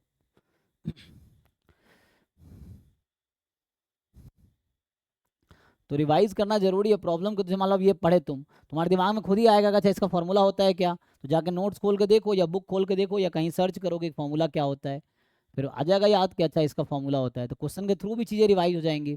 जब बहुत सारे क्वेश्चन प्रैक्टिस करोगे तब भी चीज़ें रिवाइज हो जाएगी।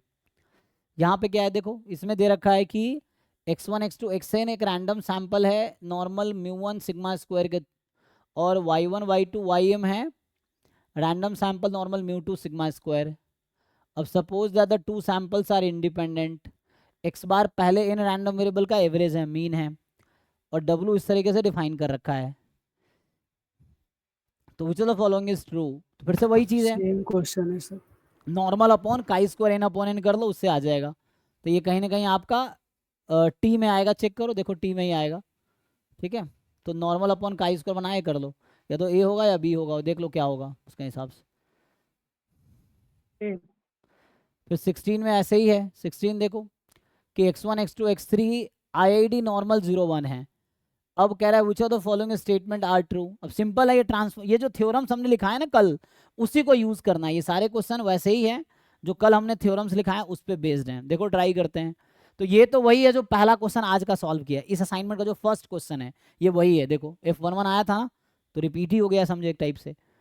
सो ये जो पार्ट है C part, it is the same question जो पहला क्वेश्चन आज हमने सॉल्व किया है, तो ये तो ट्रू है। और बाकी देख लेते हैं। एक्स आई इज नॉर्मल 0 1 है, तो एक्स आई square chi square 1, chi square 1 को 3 बार False ऐड हो करोगे जाएगा। तो काई स्क्वायर 3 होगा, ये काई स्क्वायर 2 लिख रखा है। तो जस्ट ये थ्योरम्स पे बेस्ड है, आपको थ्योरम के स्टेटमेंट याद है और ट्राई करना है अप्लाई करने का, अप्लाई करने का ट्राई करोगे हो जाएगा, है ना। नहीं याद है फिर जाके देखो कि थ्योरम क्या होता है, तो उससे रिवीजन भी हो जाएगा। ठीक है, तो यहाँ से क्या होगा, तो ये तो ओके है, ये तो पहले देखा हमने। ये एक्चुअली काई स्क्वायर 3 होगा ना कि काई स्क्वायर 2, तो इसलिए गलत है। अब यहाँ पे है chi square 1 chi square 1 chi square 2 और ये नॉर्मल 0 1, तो इसको फिट करोगे तो ये बनेगा normal 0 1 upon chi square 2 by 2, ये यहाँ आ जाएगा root. So this is T2, तो ये तो ओके है। ठीक है, तो इसको फिट करो ठीक से, रूट 2 के नीचे लाओ, काई square 1 chi square 1 chi square 2, और ये नॉर्मल 0 1 है, तो ये काई स्क्वायर T2 हो गया। इसमें देखो मॉड लगा हुआ है, तो mod x is equal to square root of x square, तो इसको मैं लिख सकता हूँ, सिमिलर क्वेश्चन ही है। जैसे यहाँ x2 प्लस x3 का डिस्ट्रीब्यूशन है नॉर्मल 0 2, ठीक, तो इसमें रूट 2 से डिवाइड करोगे तो x2 plus x3 upon root 2 हो जाएगा नॉर्मल 0 1। अब देखो इसको मैं लिखता हूँ ठीक से, तो यहाँ पे लिख सकता हूँ x1 अपॉन रूट अंडर, इसको मैं ऐसा लिख सकता हूँ x2 plus x3 whole square upon 2, check करो, तो ये वही आएगा। ठीक है, so x2 plus x3 whole square upon में 2 आ जाएगा। ठीक है, अब यहाँ से देख लो, अब ये क्या बनाएगा चेक करो, तो ये है normal 0 1 upon x2 plus x3 upon 2, इसका ये इसका स्क्वायर करोगे ना, तो x2 प्लस x3 का whole square upon 2 will have chi square 1 distribution. Normal 0 1 का स्क्वायर हमेशा काई स्क्वायर 1 ही होगा, तो ये है काई स्क्वायर 1, और कुछ नहीं है तो नीचे 1 लगा दो सो दैट फॉर्मूले फिट हो जाए। तो ये क्या बन गया, T1 बन गया, तो ये भी ट्रू है। तो इसमें A B C ट्रू है, D फॉल्स है। ठीक है भाई, देख लो, तो यहाँ पे क्या किया हमने, जो मॉड x2 प्लस x3 है इसको लिखेंगे root under x2 plus x3 का होल स्क्वायर। ठीक है ना, मैं फिर से बता रहा हूँ, root x square is never equal to x in general. ठीक है ना, ये कभी x का इक्वल नहीं होगा, वो तब होगा जब रेस्ट्रिक्टेड हो, इन जनरल नहीं बोल सकते root x square is x, वो तब होगा जब पता हो कि x पॉजिटिव है, तभी ऐसा हो सकता है, otherwise root x square is mod x। So है ना, ये कब होगा, जब x पॉजिटिव हो गया तो मॉड x x बन जाएगा, x नेगेटिव होगा मॉड x माइनस x बन जाएगा, इस तरह से।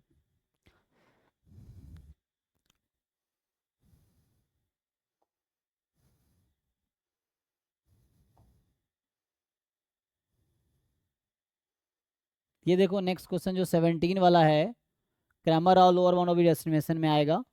बाकी चीज़ें तुम डिस्कस कर सकते हो। इसका तो फॉर्मूला लिखा रखा है ना मैंने, ये तो मैंने अभी फॉर्मूला लिखाया था आपको कुछ टाइम पहले।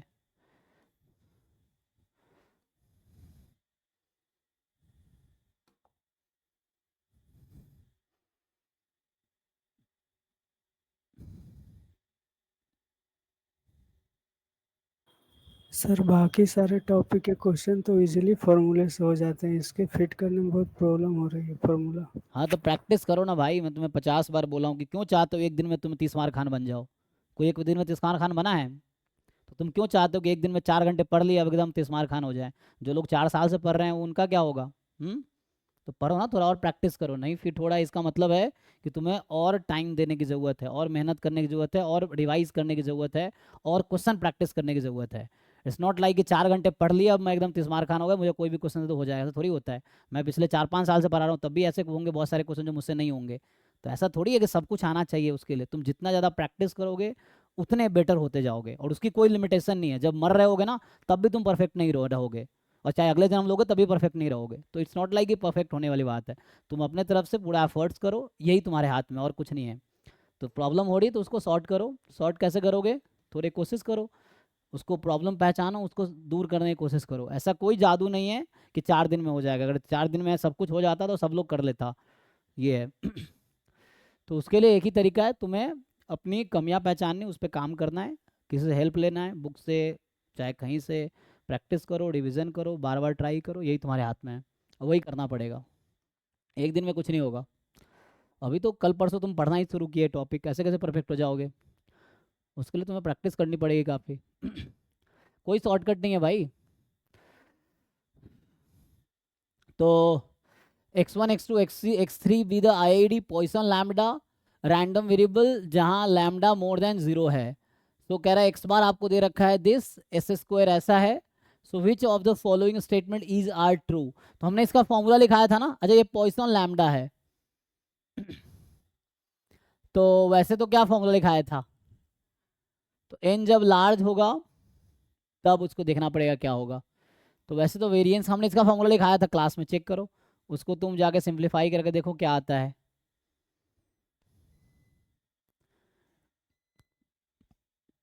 देखो एक्सपेक्टेशन ऑफ x बार तो हमेशा म्यू आता है, चाहे कोई भी डिस्ट्रीब्यूशन हो। एक्सपेक्टेशन ऑफ एस स्क्वायर हमेशा सिग्मा स्क्वायर आता है, तो ये तो कोई दिक्कत नहीं है। वेरिएंस ऑफ x बार जो होगा ये हमेशा आएगा सिग्मा स्क्वायर बाई n। और वेरिएंस ऑफ एस स्क्वायर भी मैंने लास्ट टाइम फॉर्मूला लिखाया था क्लास में। वैसे तो नॉर्मल के लिए वो फॉर्मूला था 2 सिग्मा 4 बाई n माइनस 1, वो सिर्फ नॉर्मल के लिए वो फॉर्मूला है। इन जनरल दूसरा फॉर्मूला था, क्या था वो? e of x minus expectation of x minus v का 4 power upon n plus 3 minus n upon n minus 1। इनमें क्या था? n into n minus 3 no sir, यहाँ पे n है, प्लस आगे है, माइनस प्लस प्लस, हाँ 3 माइनस n, रुको रुको, क्या? 3 माइनस n अपॉन हाँ n माइनस 1 ब्रैकेट में n माइनस 1 सिग्मा सिग्मा की की पावर पावर 4। 4 है ना। तो ये ऐसे है, नॉर्मल के लिए आता है 2 सिग्मा 4 बाई n माइनस 1, इसको सिंप्लीफाई करोगे तो इन जनरल ये फॉर्मूला है। अब तुम्हें ये देखना पड़ेगा क्या आएगा यहाँ पे। तो यहाँ पे तो लैम्बडा है, पॉइसन लैम्बडा, मीन लैम्बडा है। तो ये अगर सिंप्लीफाई करेंगे, अब इसको कंपेयर करना है कि क्या होगा, है ना। तो अभी क्या देखो, एन तुम कोई लार्ज ले लो उसके लिए ही कंपेयर कर लो। अब तुम्हें ये अभी पढ़ाया नहीं मैंने, ये टॉपिक अभी आगे डिस्कस करेंगे हम लोग, तो उसमें आएगा। बाकी चीज़ें तुम देख सकते हो। सो बाकी यू कैन कंपेयर कि क्या हो रहा है ना। एन किसी भी एन के लिए होना चाहिए, तो 1 2 3 4 जैसे बोल रहा है कि expectation of S x bar और एस स्क्वायर इक्वल है, तो म्यू सिग्मा स्क्वायर जरूरी थोड़ी इक्वल होगा हमेशा। अच्छा यहाँ पे तो होगा ना, क्योंकि ये पॉइसन है ना, तो पॉइसन में कितना आ जाएगा? ये भी लैम्बडा आ जाएगा, ये भी लैम्बडा हो जाएगा, है ना, क्योंकि ये तो पॉइसन डिस्ट्रीब्यूशन है। पॉइसन मीन वेरिएंस इक्वल होता है। तो ये तो ठीक है। तो ये यहाँ पे इक्वल है क्योंकि पॉइसन डिस्ट्रीब्यूशन है, इसीलिए।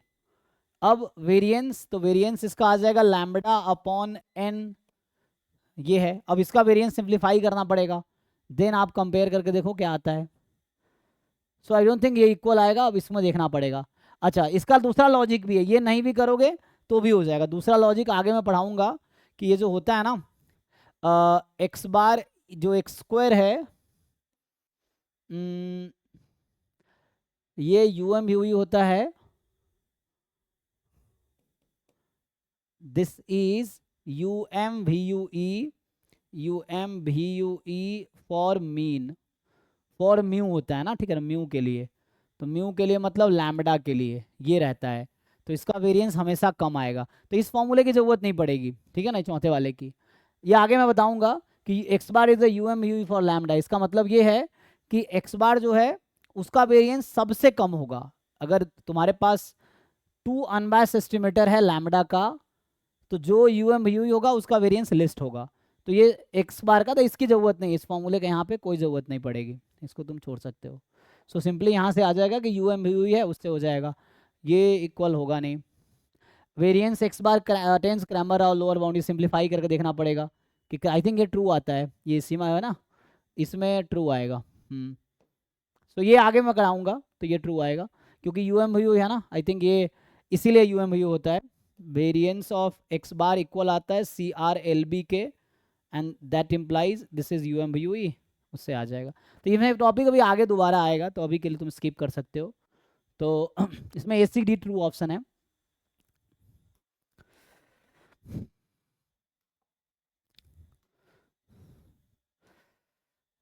ये तो वैसे ही क्वेश्चन सेम ही है, 1/u वाला, u f5 है और v आपका f8 है, तो v इज 1/u, तो उससे हो जाएगा। ये वाला क्वेश्चन देखो, जैसे इसमें है डिग्री ऑफ फ्रीडम आपको दे रखा है, तो वैसे कैलकुलेशन करना मुश्किल है, लेकिन पीडीएफ के थ्रू आप इजीली जा सकते हो। So what you can do is,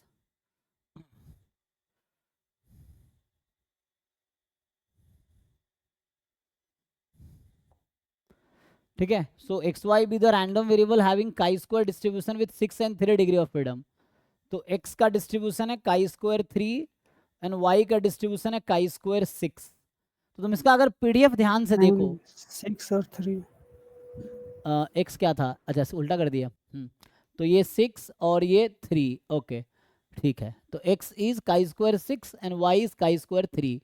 अब आप कह रहे हैं कि क्या होगा इनमें रिलेशन बताओ, तो उसके लिए देखो ऐसे मैथमेटिकली सॉल्व करना बहुत मुश्किल है, मतलब पीडीएफ लिखो फिर इंटीग्रेट करो, है ना, तो दैट विल टेक टाइम। तो सीएलटी लगा सकते हैं ना? हाँ अप्रोक्सीमेट कर सकते हो आप, करके देखो क्या आता है, सीएलटी आ लगाए गया तो आप तो उससे भी कर सकते हो अप्रोक्सीमेट आप, है ना, क्योंकि you can approximate it using, मतलब अप्रोक्सीमेट अगर करना है तो तुम उससे अप्रोक्सीमेट कर लो नॉर्मल में जाके, अगर बचना है तो। और नहीं तो एक और तरीका है पीडीएफ के थ्रू, कि इसका ग्राफ अगर तुम देखोगे तो ये जैसे मान लो काई स्क्वायर 3 का है और काई स्क्वायर 6 का, इस तरह से ग्राफ बनेगा। तो ये रफली बना रहा हूँ मैं, तो ये ऐसे कट तो नहीं करेगा एक्स एक्सिस को, तो ठीक है ना, इस तरीके से जाएगा। अब यहाँ पे क्वेश्चन है ये इंटरसेक्शन पॉइंट क्या है, तो इधर एक्चुअली ना ये जो कितने बात कर रहा है 0.7 की बात कर रहा है ना, तो आई थिंक पहला वाला अगर देखोगे 0.7 इधर ही होगा, यहाँ पे मान लो ये नंबर 0.7 है और ये है काई स्क्वायर जो 3 है और ये है काई स्क्वायर 6, तो ये क्या था y था ना और ये x था, 6 वाला x है, ये x है और ये y है। तो इसके लेस की प्रोबेबिलिटी है ना, एक तो है कि तुम अप्रोक्सीमेट कर लो, chi square n can be approximated as, हालांकि वो लार्ज के लिए होता है लेकिन अभी के लिए तुम्हें कंपेयर करना है तो अप्रोक्सीमेट कर लो, उससे भी राउंड ऑफ आंसर वो टिक हो जाएगा। तो तुम उसे नॉर्मल में कन्वर्ट करके नॉर्मल n,2n उससे ला के स्टैंडर्ड बना के उससे तुम सिंप्लीफाई कर लो। दूसरा ये है कि हाँ 3 का ग्राफ ऊपर गया, 6 का ग्राफ नीचे आया, कैसे? हाँ वो तुम्हें देखना पड़ेगा, इसका बिहेवियर है, तुम देखो तुम्हारे पास बुक है या ऑनलाइन देखो, तो ये तुम्हें ग्राफ बनाना पड़ेगा। काई स्क्वायर का पीडीएफ है ना, उसमें n को 3 रखो, एक बार n को 6 रखो, दोनों का ग्राफ बनाओ तो ऐसा दिखेगा, ठीक है। तो ये तो बिहेवियर है उसका, क्लास में बताया था, इसके लिए तुम्हें उसका ग्राफ का पीडीएफ बनाना पड़ेगा तभी दिखेगा, या जो गूगल जस्ट करके देखो। जितना ज्यादा होगा उतना ही छोटा होगा ग्राफ। जी वो आगे की तरफ जाएगा, जितना डिग्री ऑफ फ्रीडम बढ़ेगा वो उतना आगे जाएगा, तो ऐसा होता चला जाएगा। तो उसको देखो ना तुम पीडीएफ इसका कैसा होता है, तो उसके हिसाब से आगे 3 6 मान लो ये काई स्क्वायर 9 है रफली, ऐसा होगा आगे और ऐसे होता चला जाएगा। तो उस तरह से तो रफली ग्राफ बना रहा हूँ मैं, तो वैसा होगा। तो इसमें होगा क्या, जैसे प्रोबेबिलिटी y लेस देन 0.7 जो है ये y है, लेस देन 0. क्या होता है, एरिया अंडर द कर्व, तो ये ज़्यादा होगा then probability x less than 0.7। x less than 0.7 इतना ही है, ठीक है, और y लेस देन 0.7 इतना है, ये पूरा। इसीलिए अब उसको यहाँ तुम्हें मोर देन कह रखा है ना, तो कॉम्प्लीमेंट ले लो, कॉम्प्लीमेंट लोगे तो यहाँ probability y more than 0.7 complement लिया तो ये पलट जाएगा, क्योंकि उल्टी हो जाएगी ना वैल्यू, ये आ गया।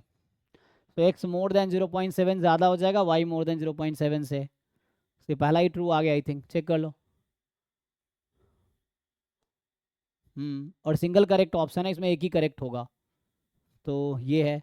नहीं तो तुम अप्रॉक्सीमेट कर लो, नॉर्मल से देखो उससे क्या आता है, रफली तुम्हें समझ आ जाएगा। और ये तो उसका कॉम्प्लीमेंट ही है जस्ट, तो ये तो ऐसे ही गलत है। बाकी एक ही करेक्ट ऑप्शन होगा तो पहला ही करेक्ट हो गया, बाकी भी तुम देख सकते हो, तो वैसे ही होगा। 6 यहाँ पे आएगा ना, तुम्हें चेक करना पड़ेगा, नहीं तो तुम अप्रॉक्सीमेट कर लो नॉर्मल लगा के, उससे भी हो जाएगा। नेक्स्ट जो है ये वाला देखो, ये क्या जैम का ही है ना। तो बोल रहा है कि ये थोड़ा लेंदी क्वेश्चन है, इसको देखो।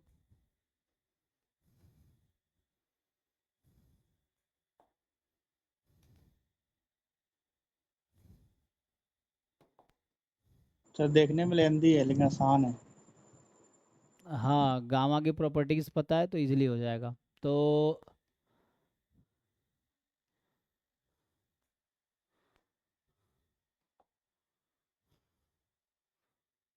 हाँ, एक ऑप्शन रह गया, तो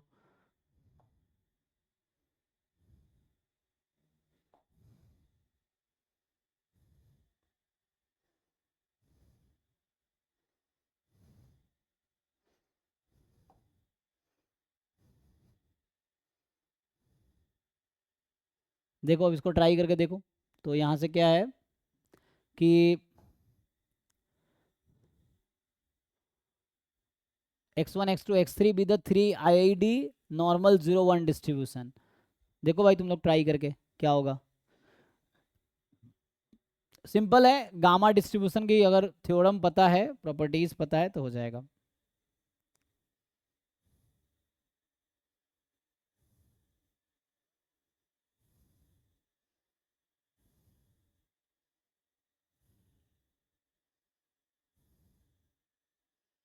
सर ए।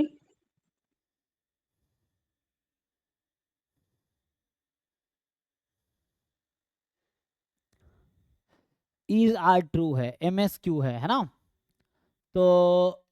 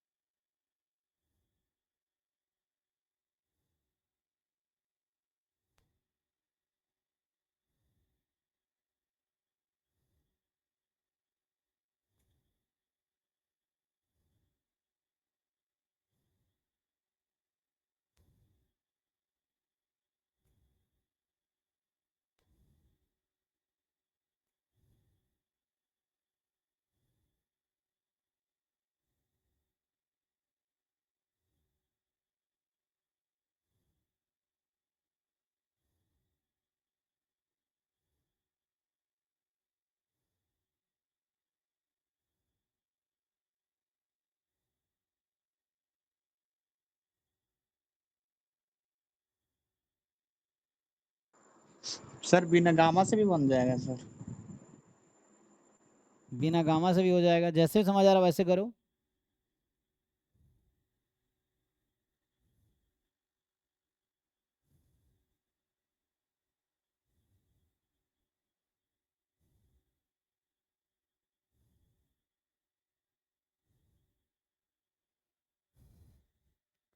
देखो, तो अभी के लिए इसमें क्या है कि हमें बोल रखा है x1 x2 x3 जो हमारे पास है that are standard normal, right.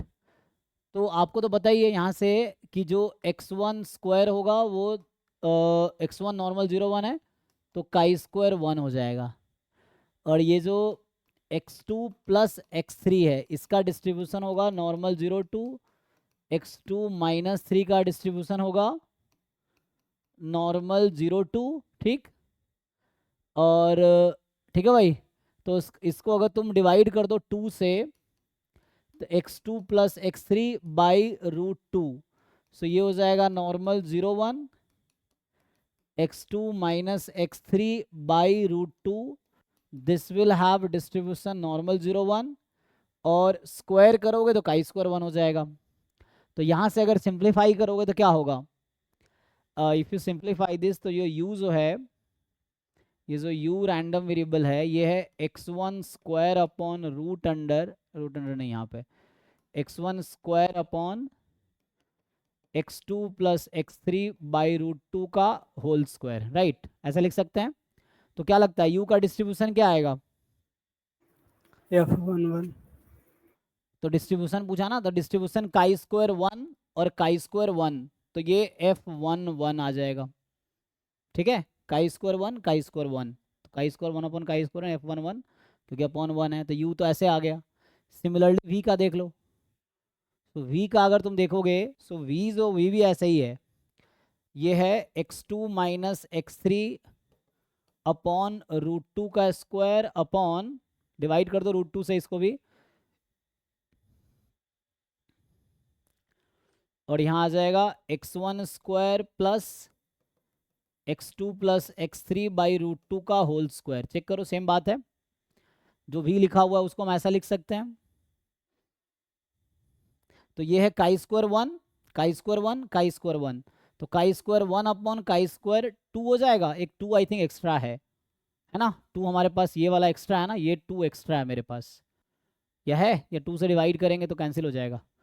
नहीं, कैंसिल क्यों होगा, क्योंकि मुझे एक 2 चाहिए वहाँ पे। सो अच्छा, तो ये 2 तो डिनोमिनेटर में आ गया, न्यूमरेटर वाला 2 डिनोमिनेटर में आ गया एक्चुअली, तो एक 2 एक्स्ट्रा रहेगा, यस, क्योंकि ये वाला 2 ना एक्स्ट्रा रहेगा, ठीक है।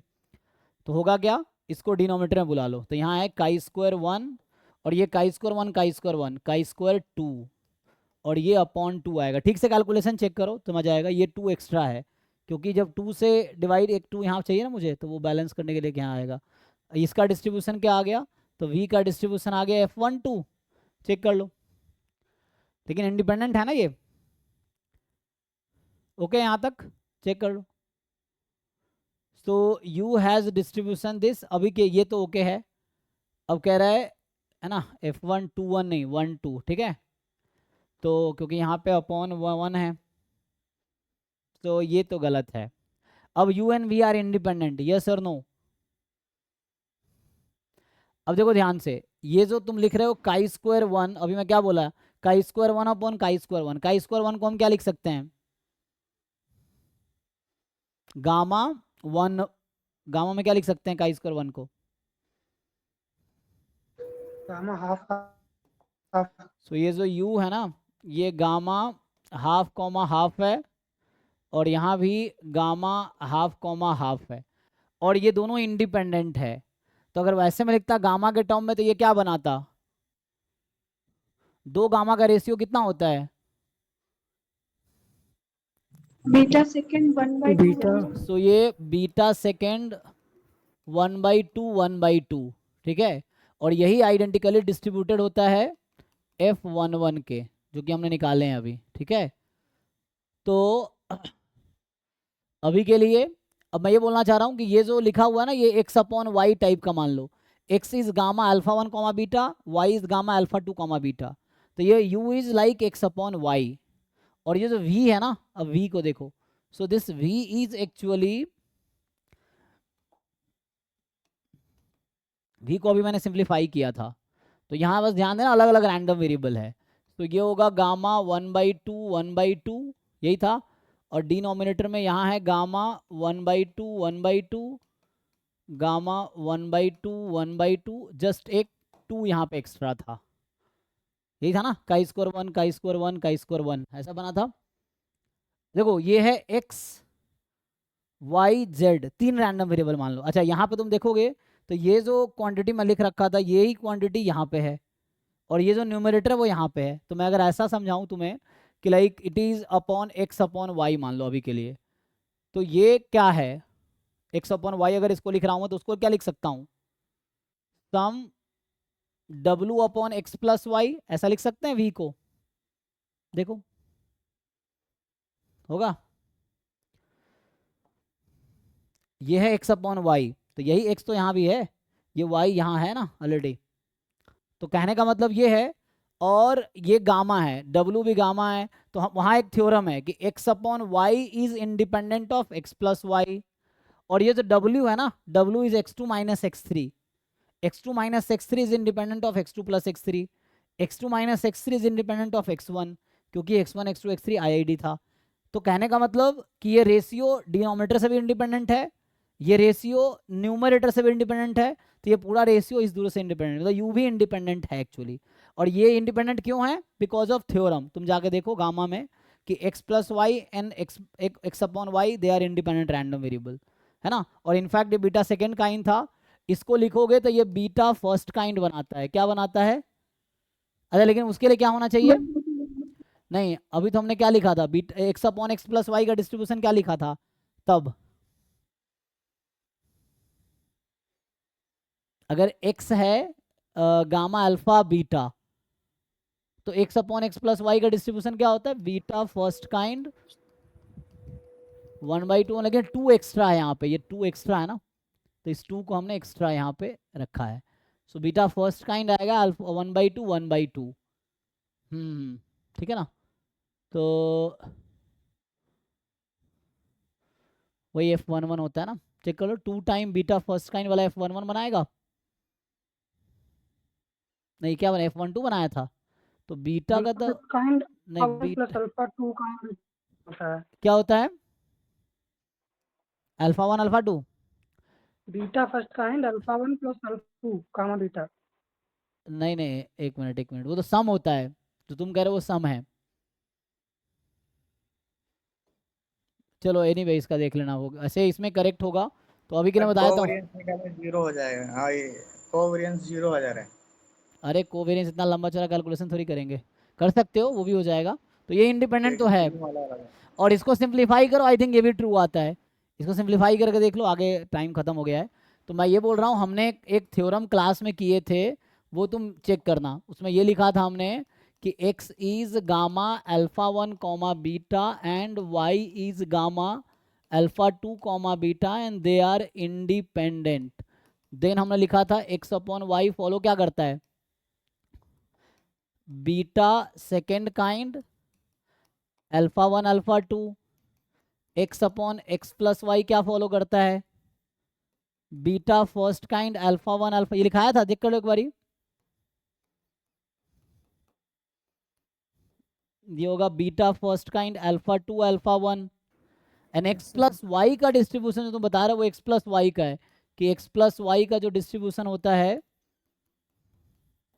That will be gamma alpha 1 plus alpha 2 comma beta, ये x प्लस वाई का डिस्ट्रीब्यूशन है, तो ये थ्योरम जाके चेक करो वीके वैद्य वाली बुक में, वहां तुम्हें समझ आ जाएगा, और ये भी लिखा हुआ था साथ में, इसी में ये लिखता है कि x upon Y and x plus Y are independent random variables, ठीक है, x upon Y x plus Y से इस थ्योरम का यूज कर रहे हैं, क्योंकि काई स्क्वायर गामा से भी आया, chi square is a gamma random variable that's why, ठीक है, तो चलो अभी यहीं स्टॉप करता हूं मैं, और बाकी क्वेश्चन प्रैक्टिस करो, जो डाउट रहेगा डाउट क्लास में पूछ सकते हो, या फिर कल की क्लास में भी डिस्कस कर सकते हो, तो अभी मैं ये खत्म हो गया, तो अब 5 बजता ही है, लेकिन थोड़ा सा मैं इसका मुझे लग रहा अभी थोड़ा और 1-2 थ्योरम्स बता दूंगा, देखता हूँ अगर बचा होगा तो, नहीं तो हो ही गया है, नहीं तो फिर हम ये वाला पार्ट स्टार्ट करेंगे, ठीक है।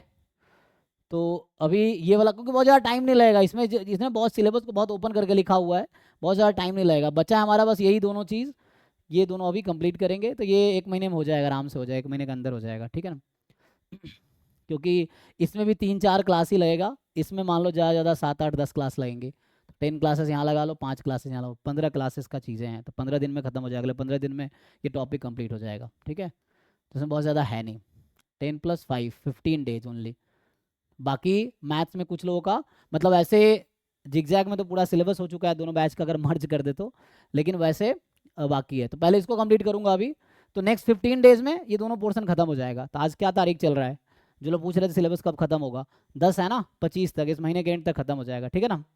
तो लेट से लेट इस महीने के एंड तक आराम से खत्म हो जाएगा।